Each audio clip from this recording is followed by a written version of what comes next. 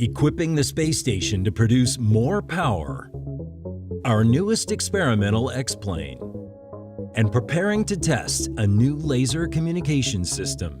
A few of the stories to tell you about this week at NASA.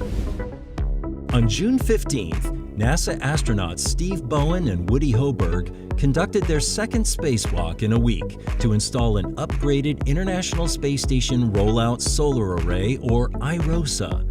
This was the last of 6 new IROSAs currently planned for the station.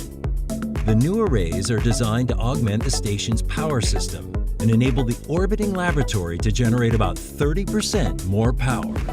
During the AIAA Aviation Forum the week of June 12th in San Diego, NASA and Boeing announced that the experimental aircraft produced through the agency's Sustainable Flight Demonstrator project has become our newest X-plane, designated by the U.S. Air Force as the X-66A.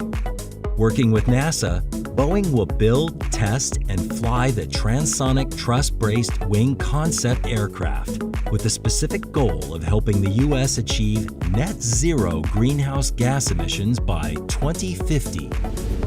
The Orion spacecraft that will carry astronauts around the moon on our Artemis II mission will also test a new laser communications terminal known as the Orion Artemis II Optical Communications System, or O2O.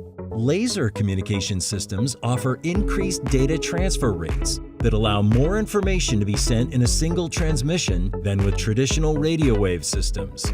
More data could mean more discoveries. Our Curiosity Mars rover recently captured this composite image of an area known as Marker Band Valley. The image combines a morning scene, an afternoon scene, and added color for artistic interpretation. The combined dramatically different lighting conditions at those times of day make details in the scene stand out. Marker Band Valley is in the region where the rover unexpectedly discovered signs of an ancient lake.